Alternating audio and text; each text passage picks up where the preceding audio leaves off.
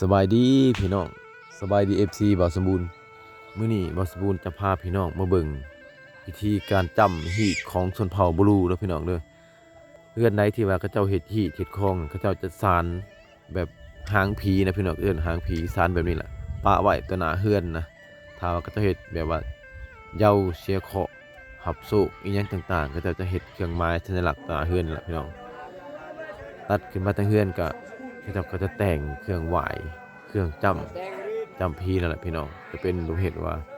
สีดำสีแดงสีดิบแล้วก็ต้มเขาจะเละนะพี่น้องสิ่งที่ขาดบ่ได้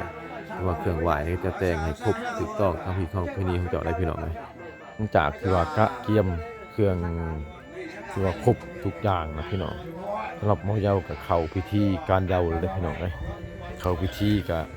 จะมีหมอปีแล้วก็หมอเยาพี่น้อง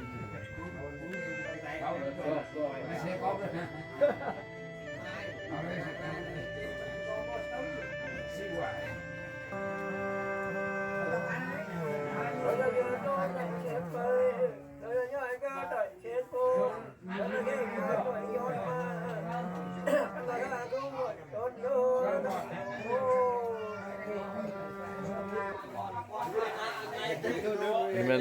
เราไฮกันบ่พอไฮเฮ็ดนี่บ่เฮ็ดจักไฮสองไฮหลายกว่านี้บ่ได้บ่มันอยู่ในฮีตสองไฮนี่บ่เอออันนี้เป็นเฮ็ดฮีตพี่น้องเฮ็ดฮีตแปลว่าจำเสียเคราะห์หับโซ่กระแมนเด้อพี่น้องอันนี้มันเหล่าไฮคือว่าฮีตนี่จะต่างกันพี่น้องบางเฮือนก็เจ้าเฮ็ด5-6 ไหบางเฮือนก็เฮ็ดแต่2 ไหแต่เฮือนหลังนี้เป็นฮีตอีกแบบว่าความเสื่อมของมันนะพี่น้องเฮ็ด2 ไหเถื่อเป็นไหที่ค้ำคูณก็เจ้าเฮ็ดนี่ก็ดนเติบบ่พอประมาณชั่วโมงหนึงแล้วบ่เฮ็ดนี่ได้เฮ็ดนี่แต่ดึกบ่เมื่อคืนนี่ก็เฮ็ดแล้วเนาะว่าเมื่อคืนนี่เฮ็ดบ่ว่าคืนนี่ก็เฮ็ดบ่เฮ็ดพื้นมันมาเฮ็ดเด้แต่ว่าตอนเช้าเฮ็ดอีกหน่อยนึงเมื่อคืนนี่มันเฮ็ดหมูบ่เฮ็ดหมูหรือไก่อันนี้มันเจ้าของเฮือนพี่น้องเป็นผู้ที่ว่าเสียเคราะห์หับโศกนั่นแหละเพิ่นก็เชิญหมอเยาหมอจำมาเฮ็ดพิธีอยู่ในเฮือนพี่น้องแต่สำหรับฮีตของบลูนี่เจ้าจะแบบว่าพี่น้องหลายคนมาปุ่มมารุมเฮ็ดเฮือนหลังเดียวได้พี่น้องเลยบ่แม่นว่าสิเฮ็ดเฮือนเพิ่นมันได้ถ้าว่าในตระกูลเฮือนหลังนี้นะ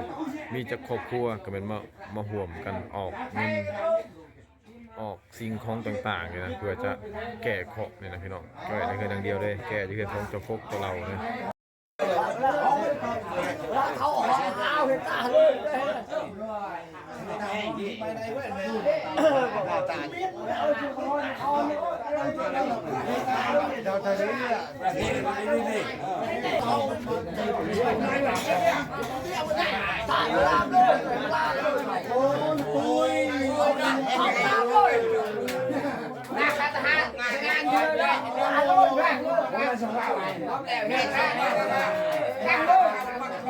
คือว่าในเฮือนพี่น้องเท่านี้จะเป็นตะกกจะเหล่าใหญ่กระมูลบ่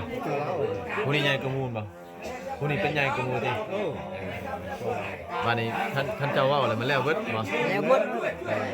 บอกแล้วหมดเพื่อเจ้าเป็นผู้ใหญ่กระมูลเขาเป็นพญากระมูเจ้าว่าในหีบในคลองนี่มันแล้วเลยแล้วของเราเลยเป็นน้อยบ่ฮู้จักยังแต่เขาได้บอกสำหรับหนุ่มน้อยนะพี่น้องเขายังเขาตายกันแล้วเขายังเขาเบ้าเท่านี้ว่ามันแล้วเบิดในเฮือนในหีบหลังนี้นะพี่น้องเพราะว่าเราเป็นผู้ใหญ่กระมูลถึงมันว่าเจ้าของเฮือนจะเป็นจะเท่ากระดาษพี่น้องเจ้าจะซื้อทำเสื้อให้เราเพราะเราเป็นเสื้อผู้ใหญ่นะพี่น้องถึงว่าอนุจะน้อยกว่าเจ้าของเฮือนกระดาษเราจะเป็นผู้ตัดสินในเวียกงานในต่างๆนะพี่น้องพ่อ เจ้าเป็นผู้ใหญ่นี่เจ้าก็ได้ออกบ่เงินนำเขา แล้วก็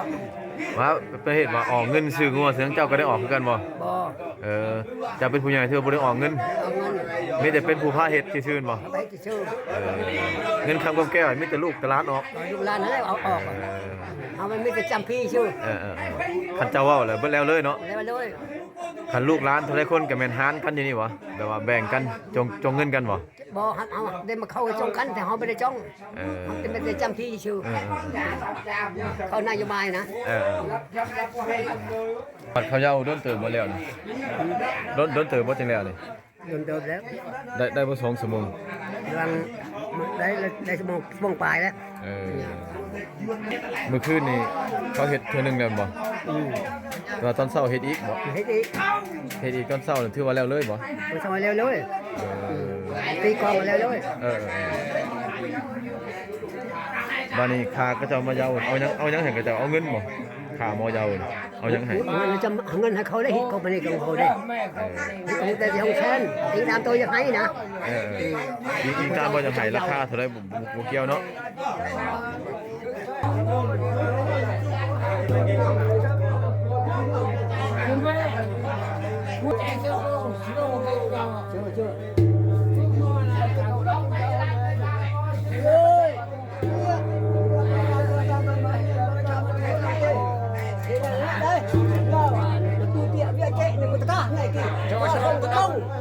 Mong đều khép khát thua tao kê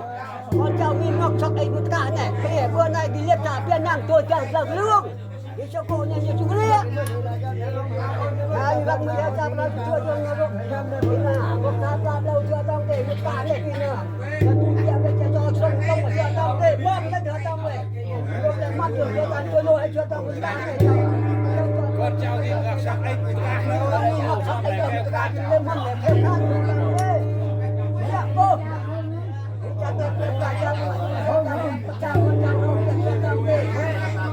chào tiền nào tôi chào tiền luôn cho sông không mong lên cho tao cho tao cho lôi cho mong cho chào min là cái ra đây min là sắp cái dùng ta này việc chào tiền nào tôi chào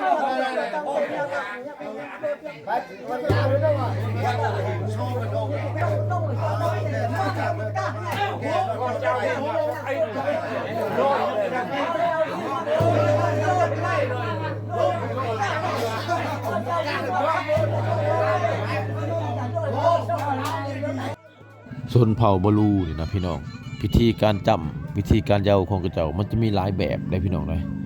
บางแบบก็จะมีผู้หญิงมานั่งห่วมและอีกบางรูปแบบก็จะบ่มีผู้หญิงมานั่งห่วมพี่น้องแต่ว่าสาเหตุการเยามื้อนี้ของเพื่อนหลังนี้นะแม่น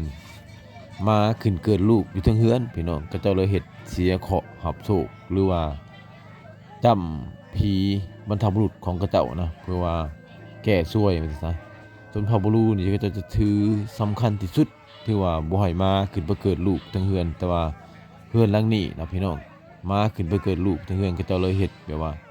แก้เคราะห์แก้ซวยนะพี่น้องถ้าว่าบ่แก้ก็เจ้าก็เชื่อถือว่าในครอบครัวของเจ้าจะมีอันเป็นไปหรือว่าจะมีแนวใดแนวหนึ่งเกิดขึ้นในครอบครัวนะพี่น้องจากนั้นแล้วจึงเฮ็ดให้ครอบครัวหลังนี้นั้นเชิญหมอเยาหมอปีมาเฮ็ดพิธีเพื่อไหว้ขอโทษสิ่งศักดิ์สิทธิ์หรือว่าจำผีจำสร้างในเฮือนแหละพี่น้องเอ้ย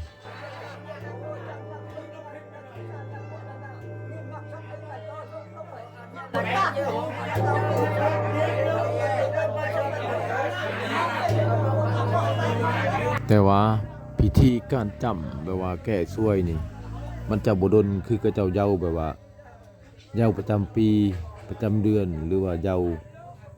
เสียเคราะห์อื่นๆพี่น้องเอ้ยเสียเคราะห์ตัวนี้นะพิธีการเยาจะมีหน่อยที่ว่าจะใช้เวลาบ่ดนนะพี่น้องคือคลิปก่อนนะบ่สมบูรณ์ให้พี่น้องเบิ่งนะอันนั้นแม่นพิธีการจำฮีตคือกันพี่น้องเอ้ยแต่ว่าต้องมีผู้หญิงร่วมคลิปก่อนแต่ว่าคลิปนี้นะมันเป็นฮีตแบบบ่ให้มีผู้หญิงมีส่วนร่วมนะในคลิปในพิธีตัวนี้นะพี่น้องทุกๆพิธีมันจะแตกต่างกันพี่น้องเอ้ยเพราะว่าชนเผ่าบลูนี่ฮีตของประเพณีของเขาเจ้ามีความซับซ้อนแล้วก็หลายอย่างพี่น้องแต่ว่าตอนนี้นั้น พิธีของกระเจ้าก็ถือว่าใกล้จะสิ้นสุดแล้วพี่น้องเพราะว่าเจ้าของเฮือนก็ได้ทำมาคารวะขอโทษสิ่งศักดิ์สิทธิ์หรือว่าผีสางในเฮือนของกระเจ้าแล้วพี่น้อง